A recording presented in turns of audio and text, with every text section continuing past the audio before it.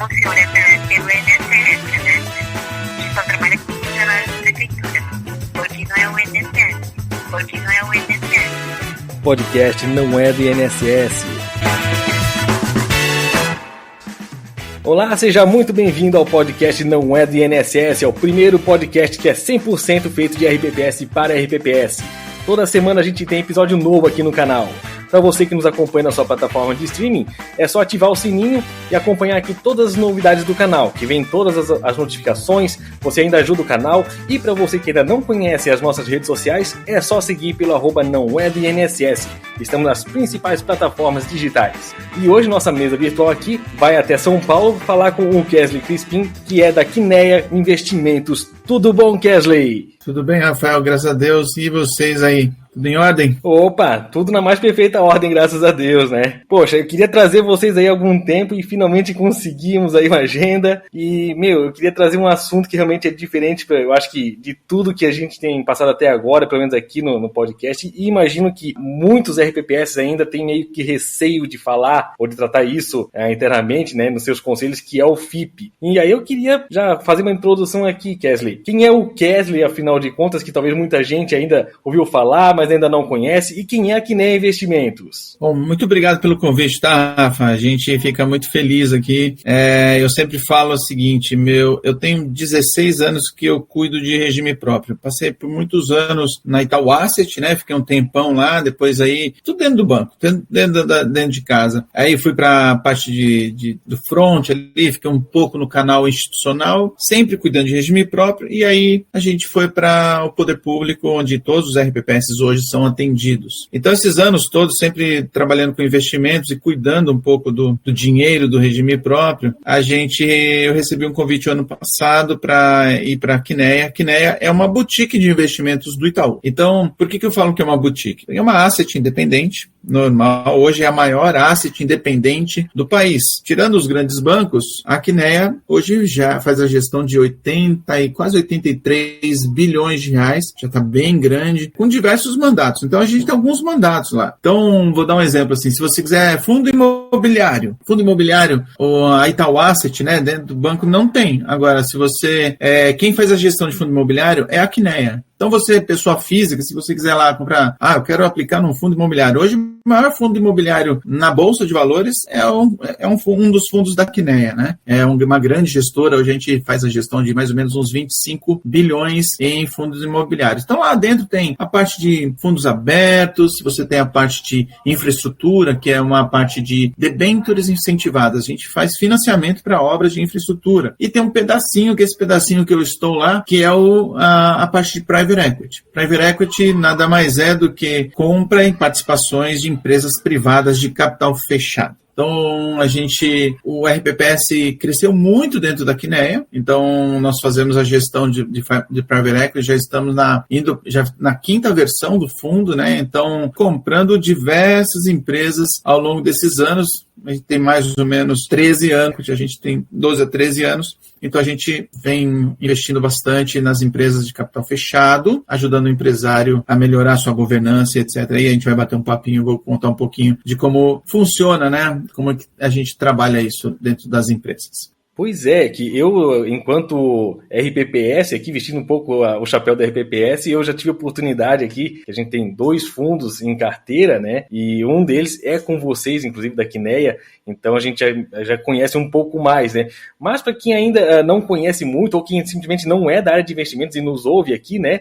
Essa estrutura de FIP, né? Ele, diferentemente de que tem com ações ou com títulos públicos, que é onde se ouve mais falar, né? Vocês vão direto realmente investir em empresas. Então, vocês têm essa estrutura de conseguir trabalhar com empresas que não estão realmente em bolsa, que vocês vão prospectando. Como é que funciona toda essa dinâmica?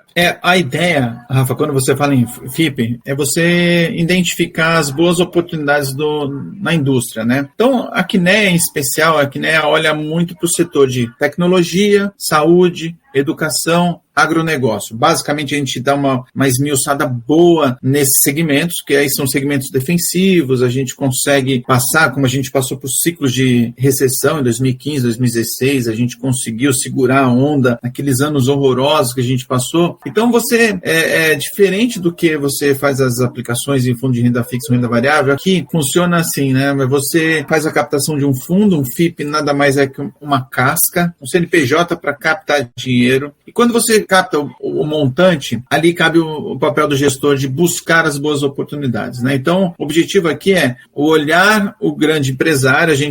Na Quineia, a gente tem uma característica e um DNA muito forte de nunca comprar controle, porque a gente acha que tendo sempre o sócio conosco, sendo nós minoritário, ajuda a alinhamento de objetivos. Então, se eu compro uma empresa do Rafael, que ele cresceu já bem, já está no seu faturamento 80, 100 milhões, 50 milhões de lucro operacional anualmente, Rafael chegou num tamanho por méritos, por talento, por visão diferenciada. E o que eu chego como Quineia? Eu chego como um sócio para ajudá-lo no que normalmente o empresário falha. Normalmente o empresário falha na parte de governança corporativa, parte fiscal, parte de expansão. A gente chega ali para ajudar ele a ajustar as coisas, para azeitar tudo bonitinho, para que o objetivo principal que a Quineia faz é deixar aquela empresa pronta para fazer uma abertura de capital na bolsa, fazer um IPO, o famoso IPO, né? Então, a gente tenta ajudar esse empresário. Se não der para fazer um IPO, muitas vezes eu chamo a atenção de um player estratégico, regional ou nacional ou internacional. Às vezes o gringo quer entrar no país, ele vai lá e compra uma empresa que está arrumadinha, está ajustada, é uma possibilidade de saída. Então, você tem como ajudar o empresário a melhorar tudo isso. Então, olha que interessante que é você investir na economia real. Você vira sócio minoritário, injeta dinheiro na empresa, ajuda aquela empresa a crescer, gerar emprego, renda, que é na veia. É literalmente, você faz aquela empresa multiplicar o seu faturamento e você vai gerando riqueza para o país, a ponto de lá na frente você fazer uma venda estratégica ou fazer a abertura de capital dessa bolsa. Ou seja, você usa o dinheiro, no teu caso ali do regime próprio, que você tem um atuarial para pagar de longo prazo, mas você trabalha aquele seu dinheiro para gerar emprego, gerar riqueza, gerar renda e ter o resultado seu importante. Imagina um pedacinho do seu dinheiro rendendo 20, 25, 30% ao ano, é um bom dinheiro. Então eu acho que é um retorno muito legal e nós já conversamos sobre isso, né? Historicamente, os grandes fundos de pensão do mundo todo investem em FIP. Lá fora, os canadenses, os americanos, os europeus, os fundos de pensão investem pesado em private equity, porque é uma maneira de você rentabilizar muito bem a sua carteira e investir na economia real. E aí eu falo assim, tem fundos de pensão canadense e americano com escritório em São Paulo, na Faria Lima, para olhar as grandes oportunidades. Então, eu acho que isso para a RPPS está sendo um dos canais importantes de rentabilidade. Eu acho maravilhoso isso, porque você não só financia o governo, né, comprando as NTNBs da vida, mas você injeta dinheiro na economia real e muitas vezes você gera emprego. Isso é maravilhoso, acho maravilhoso isso, sabe? E eu gosto muito do que a gente está fazendo e a Quineia faz isso muito bem, tem um histórico muito bom. E tem uma coisa interessante na Quineia que é raro de ter, né? A gente nunca perdeu dinheiro numa empresa, a gente nunca deu zero, quebrou a empresa, nunca aconteceu isso. Até pela característica, ser minoritário, comprar empresa já sólida, né? Então, a gente é muito cuidadoso com o dinheiro de quem investe conosco, a gente cuida bem, com carinho e com responsabilidade. Legal essa fala, principalmente, né, para quem ainda não conhece muito do FIP, essa parte social, né, de você conseguir investir em empresas que consigam gerar empregos, né, aqui dentro do nosso país. O quão legal que é isso, você vê, poxa, eu estou rentabilizando, estou ajudando o meu RPPS e estou ajudando os outros, investindo em empresas, dando emprego, né, melhorando essas empresas ali, abrindo capital, enfim. E uma coisa que eu estava pesquisando de que o RPPS é meio subutilizado ainda a estrutura do FIP, né? É difícil ter RPPS no Brasil afora. Estamos falando da parte municipal, estadual. São poucos os RPPS que atuam ainda investindo em FIP, né? Será que isso aí seria por conta de um histórico ruim que tem dado com esse tipo de estrutura? Ou é mais alguma dinâmica de mercado que ainda o pessoal não tenha visto oportunidade? Rafa, eu vou falar que tem as duas vertentes, né? No passado, infelizmente, aí eu vou pegar um pouquinho da minha história dos 16 anos que eu cuido de RPPS, ou seja, já vi a resolução mudar algumas vezes, né? Você pega, no passado, tiveram FIPs que os regimes próprios tiveram problemas. E ali, assim, FIP é um instrumento, é uma casca que você põe ativos debaixo dessa casca. Então, muita gente tiveram problemas com FIPs ou com FDICs. Quando o cara tem a intenção ruim, não tem o que fazer. Ali o FIP é feito para dar errado, né? E aí eu acho que em 2018 a subsecretaria fez uma mudança importante que simplesmente limpou o mercado para vocês, que é a tal da lista exaustiva e as regras para investimento em FIP. Então a lista exaustiva está ali, já selecionado pela subsecretaria quem pode captar dinheiro do RPPS. E as regras são muito claras. E aí você limpa a indústria, 97%, 98% foi embora. E aí sobraram, hoje na realidade tem 4 gestoras que têm capacidade de cumprir o que a resolução pede. A Quineia é uma delas, mas você fala assim, gestor, é obrigatório investir no mínimo 5% do seu dinheiro no FIP junto com os investidores, para a gente ter os mesmos objetivos e ser cotista igual como você é no Quineia 5, que você é o investidor lá em Navegantes. Tem que ter 3 saídas mínimas. 3 saídas eu investi numa empresa, trabalhei essa empresa e vendi essa empresa, eu fiz um IPO dessa empresa e devolvi o dinheiro inteiro pro meu cotista. No mínimo 3 saídas nos últimos 10 anos, acima de IPCA mais 6 de resultado. Aí você começa a limpar, tirar as crianças dos grandes. Você começa a limpar mesmo, falar assim, quem é que consegue cumprir isso fielmente? E assim vai, as N regras que tem na resolução limparam a indústria, então hoje vocês têm boas casas para aplicar. E aí entra a parte de, primeiro tem que ter progestão para aplicar em FIP, porque tem que ser investidor qualificado. Pouco conhecimento do que é um instrumento, né? Porque o cara falava em FIP, o cara falava, não quero nem ouvir, é um problema. Não é um problema. Na realidade, é um dos melhores investimentos que você pode ter na carteira. Quando ele bem gerido, não tem o que dar errado. É difícil dar errado. Pode dar? Pode dar, mas é muito difícil. Os bons gestores, eles são cuidadosos.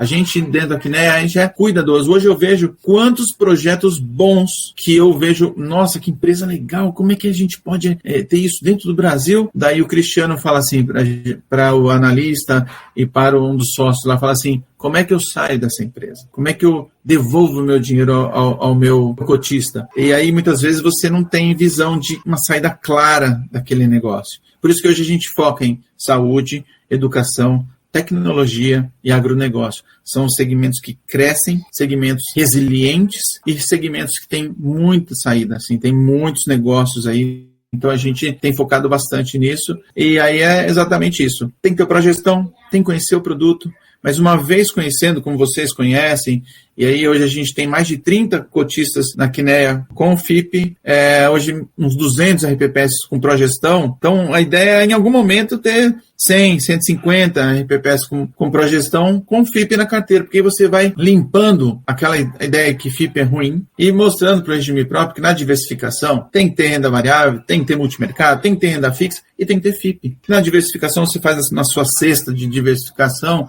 você consegue ter uma rentabilidade importante para a carteira. E esse é um pedaço que vai render, bem gerido, um bom dinheiro para o RPPS.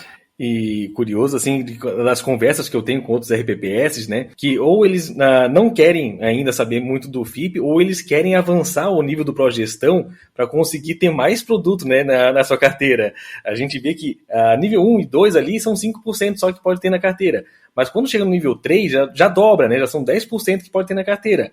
Talvez alguns vão pensar, poxa, mas eu tenho um PL tão pequeno, mas isso não é tão relevante assim dizer, não, só tenho 2 milhões ou 3 milhões para colocar eventualmente num FIP. Mas não, eu acho que é importante o pessoal ter essa conscientização de que o FIP é um produto que possa realmente ajudar para ele, né? No fim da linha, o montante, como alguns pensam que tem que ser um PL gigantesco para colocar, não é o caso, né? Dá para fazer com um investimento que seja proporcionalmente bom a qualquer tamanho de RPPS, certo? Perfeito. A regra tem que ter progestão. Eu sempre falo dentro da Quineia e procuro fazer a democratização do fundo de investimento, de um fundo diferente. Por exemplo, no Quineia, agora que nós vamos ter e vamos abrir meados de julho, que é um Quineia voltado, um FIP voltado à infraestrutura, né? Saneamento, energia, logística de transporte e telecom. Basicamente, nós vamos olhar esses segmentos. Eu falei assim, a gente tem que baixar o ticket mínimo de entrada para R$1 milhão. Aí você fala assim, 1 milhão, Kesley? Então eu consigo com um instituto que tem 20 milhões de reais, olha só, 20 milhões de reais com progestão, ele pode fazer uma aplicação de R$1 milhão ali, democratizar isso, porque o grande RPPS que tem 200, 300, 500, 1 bilhão, fica fácil para ele acessar esse tipo de produto mais sofisticado, que ele tem dinheiro. E como que eu vou atingir o cara que tem 40, 50, 80 milhões de reais, arrumadinho, progestão, bem o instituto direitinho, ele não tem patrimônio para acessar, porque às vezes o ticket mínimo de entrada é 5 milhões, 10 milhões de reais. Aí eu falei assim, precisamos democratizar. Por quê? Porque esse cara que hoje tem 40 milhões, 50, 80, ele daqui a 5 anos ele vai ter 200, 150. Ele vai dobrar de tamanho. É o crescimento exponencial de vocês, né? Vocês têm um crescimento muito forte. E eu, de alguma forma, faço ele ter acesso a um produto que o cara que tem 1 bilhão, 2, vai ter. Então eu consigo ajudá-lo a ter acesso a tipo de produto mais sofisticado. Senão ele fica no arroz com feijão ali. Pode ser que ele bata a meta? Pode. A gente está com título público pagando absurdos. Mas assim, vai acabar a festa. Em algum momento essa taxa de juros cai e você tem que olhar e falar assim, meu Deus, eu preciso procurar alternativas para eu bater meta. E aí que eu falo sobre a democratização de fundos mais estruturados, sofisticados. Então eu tento baixar. Aqui na Quineia eu baixei o ticket para que eu possa ter outros RPPS meus cotistas. Então, hoje eu tive uma reunião com um regime próprio que colocou 2 milhões no fundo. Ele virou para mim e falou uma coisa muito importante. Ele falou assim, Kesley, eu gosto e vocês, para mim, eu acho que talvez sejam os únicos que façam isso. Eu tenho acesso a vocês, eu preciso de reunião para saber o que está acontecendo, eu consigo, e eu apliquei pouco dinheiro. Eu falei, você é meu cotista, cara. Não importa o tamanho que você seja, você é meu cotista e eu vou cuidar de você. Se você hoje aplica 2, daqui a pouco você vai aplicar 20, daqui a pouco você pode ter 50. Não importa, você é meu cotista, eu vou cuidar de você com carinho. E é assim que a gente vai tentando trabalhar e ser mais transparente possível com os nossos investidores, entendeu? Não, e assim, eu vou dar um testemunho aqui também, que eu estava pegando um relatório e eu vi que o RPPS onde eu trabalho é praticamente um dos que menos conseguiu ainda investir na Quineia, né? Tem um percentual pequeno ainda em vista dos demais. Então, assim, a gente tem acesso, a gente conversa bastante, a gente troca muita ideia, né? Em off aqui, a gente faz muita dessa troca de informação, muita conversa. Então, assim, a acessibilidade que vocês têm realmente é muito bom, isso ajuda. E trazer isso para os RPPS que são menores também facilita bastante. Por quê? Quem tem esse patrimônio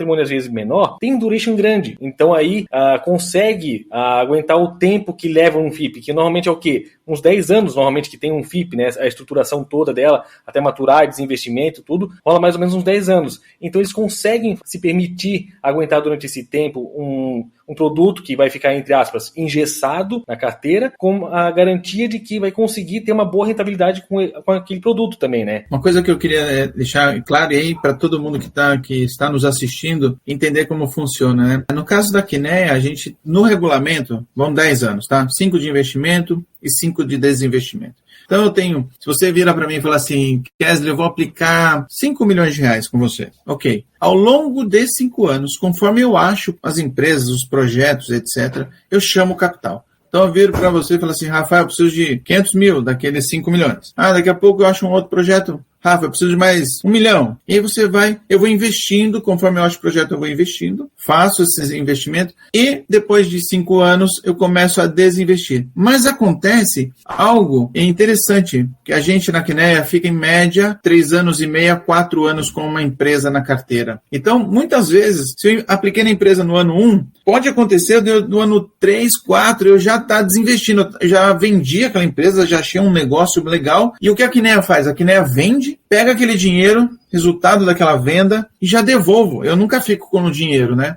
Então eu devolvo o dinheiro para vocês, e olha que muitas vezes no ano 4 eu estou chamando o capital para as últimas empresas que eu estou investindo, e aconteceu já várias vezes. No ano, o dinheiro que eu estou te devolvendo, você investe de volta no FIP no final do período de investimento. É uma retroalimentação ali que a gente faz, né? Então, você fala 10 anos, mas muitas vezes o dinheiro já vai voltando no 4º, no 5º, no 6º ano. Os 10 anos é para finalizar, para vender a última empresa, eu preciso de um período lá para vender aquela empresa. Pode acontecer? Em média, esses fundos giram entre 7 e 8 anos, mas os 10 é no regulamento que a gente trabalha assim. E nessa dinâmica, né, de vocês venderem a empresa, entregar o valor aos cotistas, isso mitiga em muito a tal da curva J que se tinha, principalmente lá atrás o pessoal falava muito da curva J, isso mitiga em muito, né, também, que aí faz com que os RPPS que ainda não conheçam esse tipo de produto possam ver, opa, eu não preciso investir todo aquele valor para depois receber alguma coisa. Em muitos dos casos que vocês têm aí, vocês já conseguem devolver o valor antes da aplicação ou da subscrição total do valor que a RPPS fez, né? Isso, e tem uma outra coisa, né? A regra da subsecretaria é que um auditor externo, a cada ano, vai fazer uma avaliação dos seus ativos. Então, a curva J, Rafa, normalmente hoje, que antigamente era mais longa, então assim, era investir, e quando você começasse a vender, é que essa curva virava, né? Era traumática. Hoje, por conta da auditoria externa, ele vai lá no ano 1, pode acontecer a curva J, né? Que você investiu nas empresas e tal. Quando chegar na primeira avaliação, onde ele vai olhar para dentro das investidas que ele tem lá, pode ser que ele olhe para aquela empresa e fale assim, opa, essa empresa ela foi comprada a valor de custo a 1, hoje ela já não vale 1, ela vale 1,10 ou 1,15. Então aquela cota já se movimenta para cima, mesmo sem a realização de uma venda. Então isso ajudou demais, a subsecretaria foi super inteligente nisso, né, em ajudar na avaliação do ativo. Então muitas vezes o fundo está andando com 20, 30% de valorização sem nenhuma venda, é só pela avaliação daquele auditor terceiro que fala, pô, essa empresa está em lucro, está aumentando o seu EBITDA, ela está em crescimento, ela quando for vendida, ela vai valer mais do que foi pago lá atrás. Então ele vai fazendo a correção dessa cota. Isso ajudou demais. Então hoje, você vai ver curva J, cota negativinha ali no começo, no primeiro ano basicamente, depois as coisas começam a melhorar. E nisso aí, praticamente, então, já matou qualquer curva J, né, que tivesse, que antigamente tinha disso daí, matou praticamente, então dá para o RPPS conseguir com alguma tranquilidade até mesmo mostrar esse tipo de produto para os conselhos, para o comitê, com alguma facilidade, né, que antigamente realmente não tinha como você apresentar um produto daquele, e vinha muitas vezes produtos exóticos, né, então foi um grande divisor de águas realmente aquele marco regulatório ali, e matou muita gente, como você bem disse no início, né, e agora só separou o joio do trigo, e realmente vocês agora estão conseguindo trazer esse tipo de solução pro pessoal, né. Você comentou também de que estão trazendo aí mais um FIP aí pro mercado, né, quer contar um pouquinho mais sobre ele? Quero sim. A gente, o ano passado, o BNDES fez uma chamada pública, né, no mercado, chamou o mercado todo e falou assim, olha, eu vou selecionar 3 gestores para fazer uma gestão de infraestrutura, FIP de infraestrutura. E eu, BNDES, através do meu BNDES Par, que seria a fundação deles, vou investir em até 500 milhões de reais em cada um desses gestores. Então a Quineia participou do edital público e ganhou. Eu brinco que a gente passou no vestibular, né, de medicina. Passamos, dos 3 gestores, nós fomos um dos escolhidos. Então nós estamos terminando de estruturar a documentação, tudo direitinho. É um fundo voltado à infraestrutura, né? Então, assim, a gente vai olhar a parte de saneamento, vamos olhar... A nossa matriz energética tem mudado muito, então ela tem se tornado mais limpa. Então, por exemplo, parques de energia solar e energia eólica multiplicaram-se pelo Brasil. Então, a nossa energia está se tornando energia mais limpa, né? Assim como a matriz de transportes, eu tenho ficado assustado com o que a gente tem visto na parte de infraestrutura, como a gente precisa de investimento privado, porque o setor público não tem condições, claramente, assim, só de saneamento, para todo mundo ter a universalização de esgoto e água, esgoto, precisa de 720 bilhões de reais de saneamento, de infraestrutura em saneamento, para que a gente consiga fazer o que determina o marco de saneamento, né? Então, são investimentos gigantescos gigantescos que a iniciativa privada precisa estar junto, que não tem dinheiro no setor público para fazer. Então a gente vai ficar voltado a isso. Eu tenho visto assim, a gente é um grande produtor de grãos, a cada ano, só o que cresce vegetativamente, né, o que cresce organicamente, a quantidade de grãos e toneladas e milhões de toneladas de grãos, a gente precisaria de um berço de exportação, ou seja, um porto por ano, e a gente não tem. Nosso país está muito deficitário, é uma loucura, a gente não consegue dar manutenção à nossa depreciação, a gente não investe o que deprecia a nossa infraestrutura no país, nossas estradas, nossas ferrovias. Então é uma loucura isso tudo. Então o BNDES fez esse chamado público, nós ganhamos, eles serão cotistas do fundo, grandes cotistas, o maior cotista, então eles vão ter 25% até 500 milhões de reais. Então se eu tiver um fundo de 1 bi, ele vai ter 250 milhões e o resto é dos cotistas. Se for um fundo de 2 bi, ele vai ter lá 500 milhões e o resto dos cotistas. Se for acima de 2 bi, aí ele vai manter os 500 milhões. Então o BNDES é investidor, o Itaú como empresa, como holding, investe também, e os sócios da Quineia, a Quineia nas pessoas físicas também vão ter, a gente está calculando aí uns 30 milhões do pessoal da Quineia, mais 100 milhões do Itaú, mais o dinheiro do BNDES, e aí nós começamos já a captar no private, né? E agora vamos começar a captar no regime próprio, fundo de pensão, family offices e fund of funds, né? São essas categorias que nós vamos correr atrás com uma vantagem nesse fundo, que é o caso da Corsã, né? Nós, usando o dinheiro do Itaú, no final do ano, o Eduardo Leite, o governador do estado do Rio Grande do Sul, fez uma licitação da empresa de saneamento do estado. Nós, num consórcio de 3 empresas, de um operador privado muito especializado em saneamento, participamos do leilão e ganhamos o leilão, né? Então, a gente usou o dinheiro do Itaú para participar do leilão, porque a gente não tinha cotista nem levantado o fundo, e nós ganhamos o leilão. Então esse fundo, olha que legal, ele já vai ter um ativo, e um bom ativo, que é um ativo de saneamento, corrigido pela inflação, com previsibilidade, as pessoas pagam sua água direitinho, e aí a gente vai tratar uma empresa privada, vai virar uma empresa privada, a Corsã, que é uma empresa pública hoje da década de 60, e tem muita coisa para a gente fazer, para melhorar. A gente tem capacidade de dobrar o tamanho da Corsã em 2, 3 anos aí, só com governança, só com eficiência. Então vai ser legal,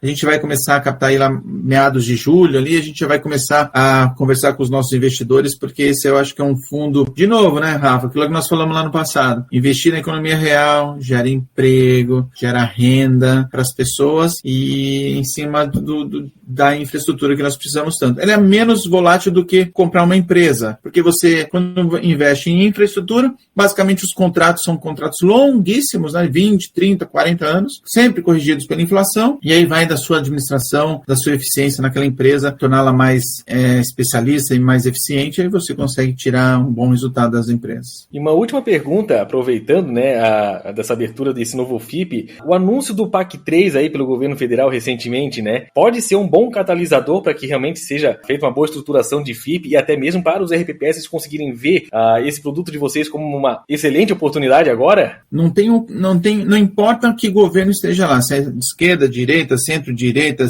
centro-esquerda, não importa. Infraestrutura é quase unânime que precisamos todos nos unir para a gente poder dar vazão a tudo que o Brasil precisa, né? Então, não tenha dúvida que houve uma tentativa de mudar o marco de saneamento, não tiveram sucesso, então a gente tem que ter a universalização do esgoto. A gente pega, no caso, o Nordeste tem números horrorosos de tratamento de esgoto. O próprio Rio Grande do Sul, olha que loucura, assim, 94% dos gaúchos têm acesso à água, mas apenas 21% têm acesso a esgoto. Olha que loucura, né? Como você fala assim, quer dizer que... E os outros 80%? Ninguém estoca esgoto em casa, ninguém... Vai para a natureza.